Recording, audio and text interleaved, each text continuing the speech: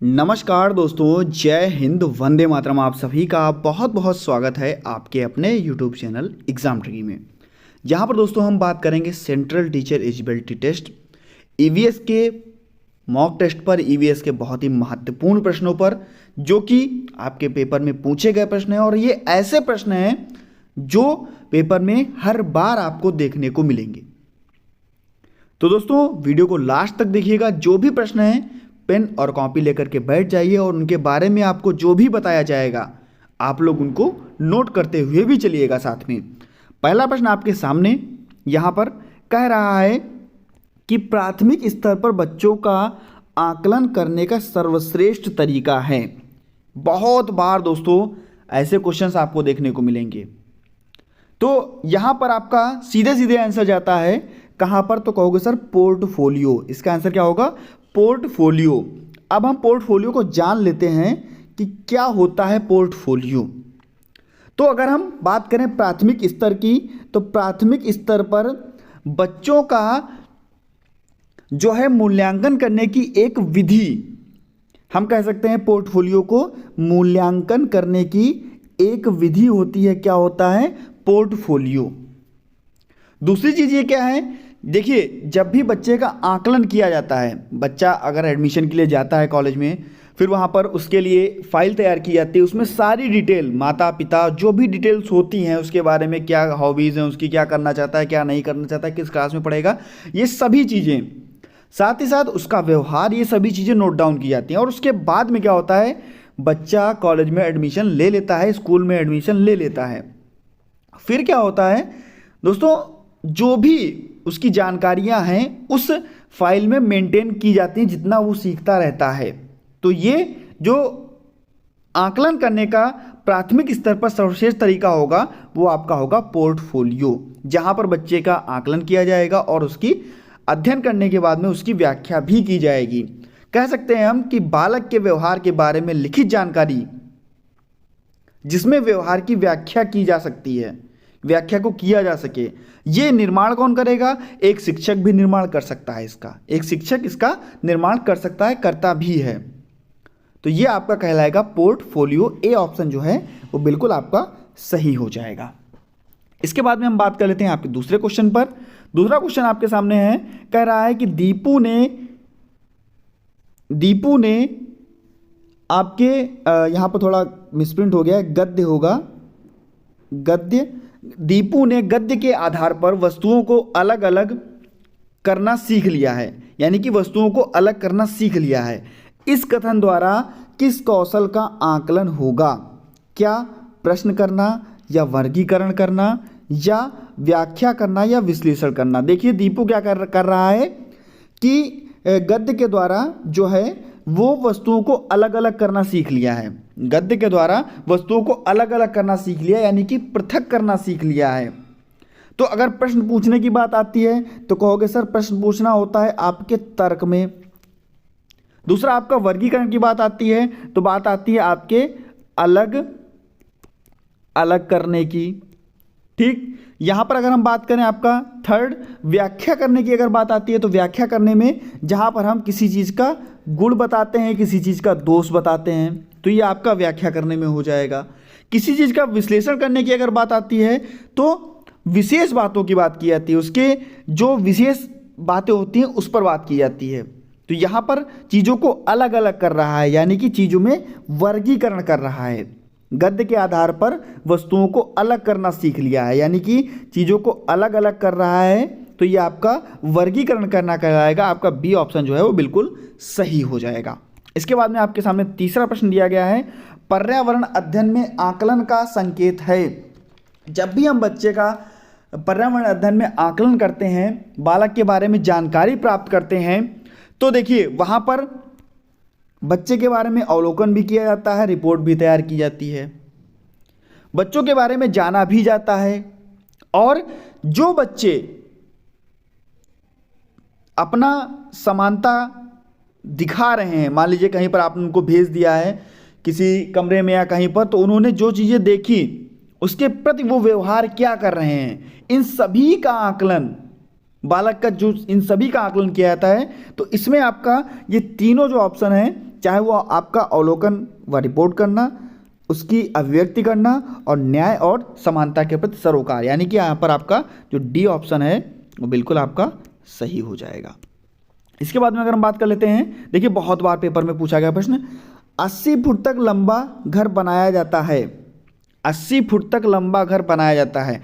अगर दोस्तों बांस के घर की बात करें तो कहोगे, देखिए बहुत बारे प्रश्न पूछे गए हैं वीडियो में, 10 से 12 फीट जो है वो ऊंचाई के बनाए जाते हैं आपके बांस के घर। और कमेंट सेक्शन में बताइए बांस के घर कहाँ बनते हैं, इसके पहले जो वीडियो थी मैंने वहाँ पर आपको बताया भी था।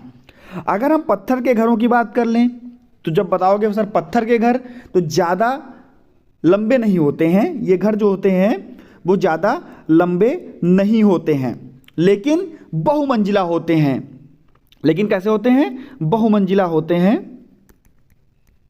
लेकिन होते हैं आपके बहुमंजिला, लंबे नहीं होते हैं लेकिन बहुमंजिला होते हैं। अगर इग्लू की बात कर ली जाए तो कहोगे सर ये तो होते हैं बर्फ के घर, और जो स्थायी आवास के रूप में बनाए जाते हैं, किसके लिए? शिकारियों को शिकार करने के लिए।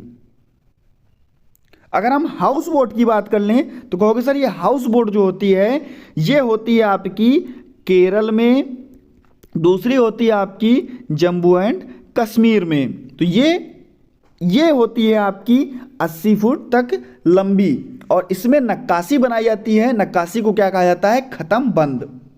बहुत इंपॉर्टेंट है, वेरी वेरी इंपॉर्टेंट फैक्ट है, ये लिख लीजिएगा।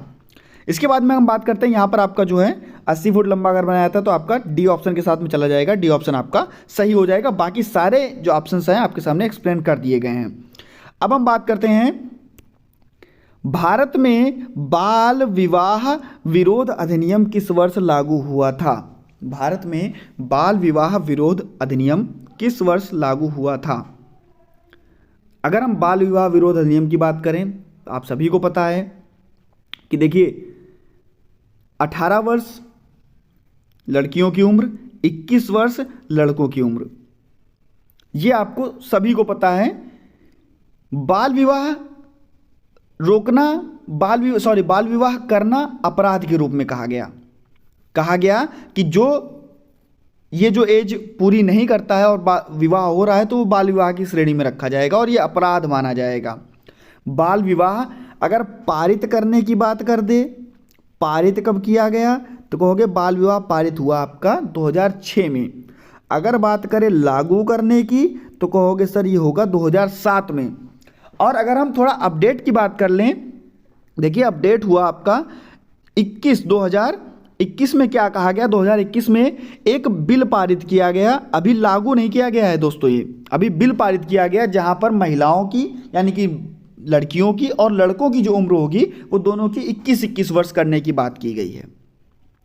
तो यहाँ पर जो आपका लागू करने की बात हो रही है तो ये आपका 2007 हो जाएगा, डी ऑप्शन आपका सही हो जाएगा। पारित करना पूछे तो 2006 आपका। इसके बाद में आपका नेक्स्ट क्वेश्चन है आपके सामने, भोज्य पदार्थ में तना वर्ग का समूह है। बहुत बार दोस्तों यहां से क्वेश्चन बहुत बार उठते हैं, बहुत बार यहां से क्वेश्चन उठते हैं। एक क्वेश्चन और आता है, यहीं पर आप लोग लिख लीजिएगा, कहता है कि बीज व पत्तियां दोनों खाए जाते हैं। क्या कहेगा?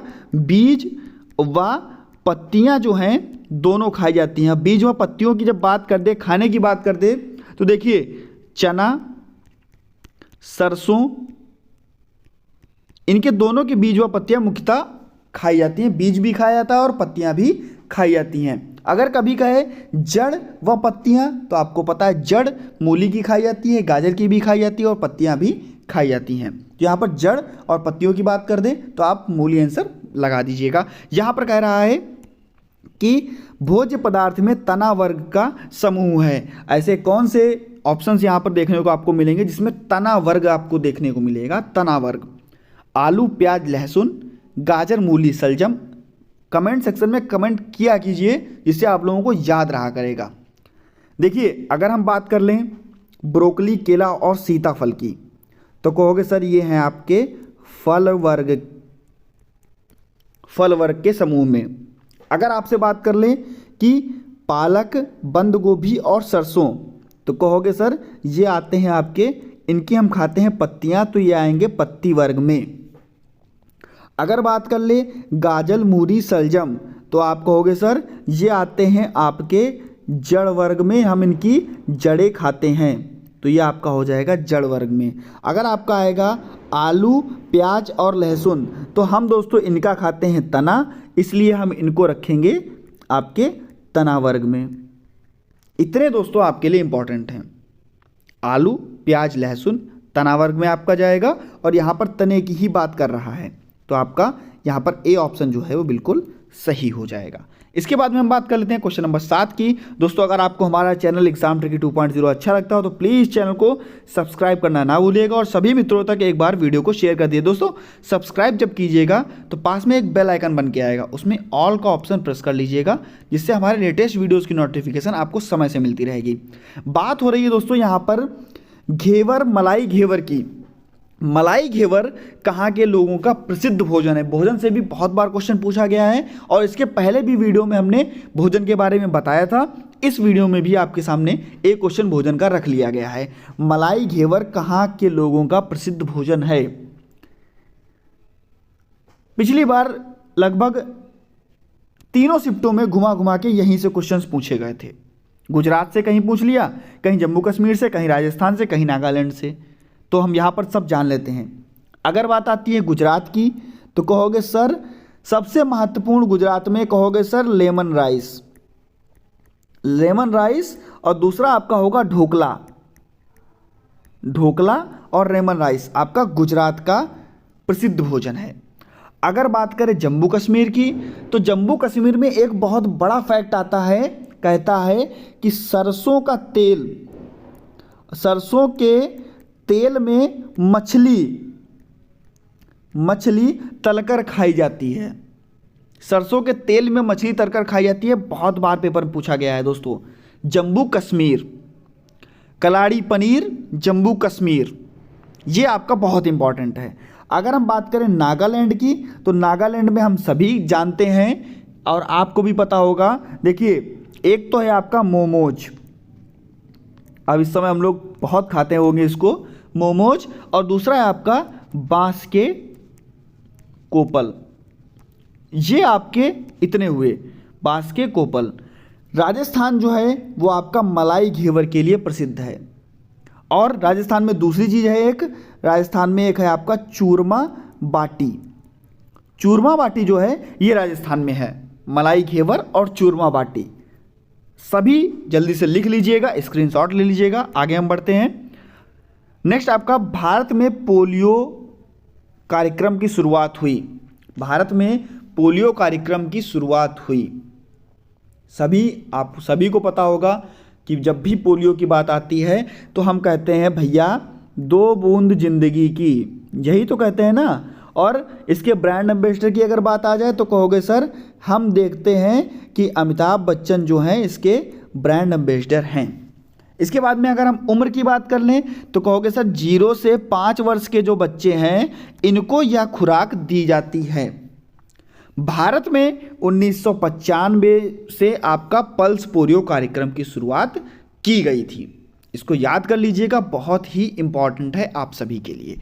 इसके बाद में अगर बात कर लें आपका नेक्स्ट क्वेश्चन, बच्चों में रिकेट्स किस विटामिन की कमी से होता है? बहुत बार देखिए, कभी आपसे रतौंधी पूछ देगा, कभी आपसे रिकेट्स पूछ देगा, कभी आपसे बेरी बेरी पूछ देगा, कभी इनके स्रोत पूछ लेगा। तो यहां पर कह रहा है बच्चों में रिकेट्स किस विटामिन की कमी से होते हैं। तो आपको पता होना चाहिए कि रिकेट्स जो होता है वो विटामिन डी की कमी से होता है। कैसे होता है, ये किस में होता है? तो कहोगे सर ये होता है बच्चों में। किस में होता है? बच्चों में होता है।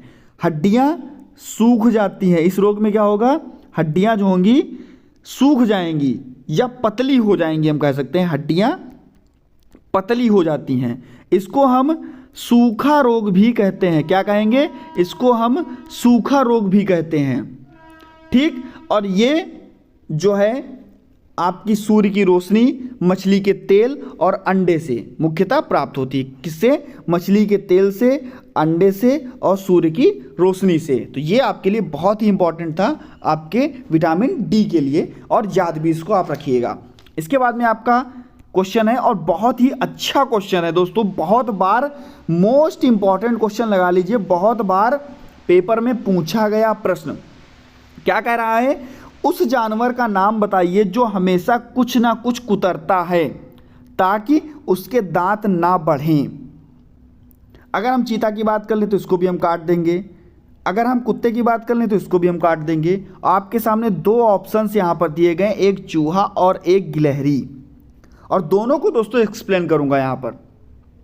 अगर देखिए, अगर बात आए चूहे की, अगर बात कभी भी आए चूहे की, तो कहोगे सर चूहा कुतरता तो है, लेकिन क्यों कुतरता है?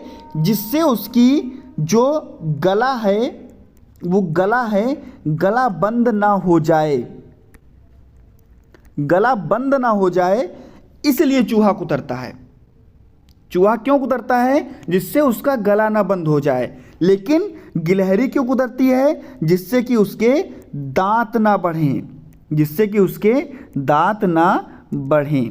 तो ये दोस्तों आपके लिए इंपॉर्टेंट है। चूहा जब भी कुतरेगा तो कहोगे सर चूहे की जब भी बात आएगी तो गला ना बंद हो इसलिए। गिलहरी की जब भी बात आएगी तो कहोगे सर दांत जो बढ़ रहे हैं उनको रोकने के लिए गिलहरी कुतरती रहती है, दांत उनके ना बढ़ें। इंपॉर्टेंट था दोस्तों। अगर आपको वीडियो अच्छी लगी तो प्लीज़ वीडियो को लाइक कर दीजिएगा। चैनल पर नए थे तो दोस्तों चैनल को सब्सक्राइब करने के बाद में बेल आइकन में ऑल का ऑप्शन प्रेस कर लीजिएगा। मिलता हूं दोस्तों नेक्स्ट वीडियो में, बने रहिएगा आपके अपने चैनल एग्जाम ट्रिकी 2.0 पर। धन्यवाद।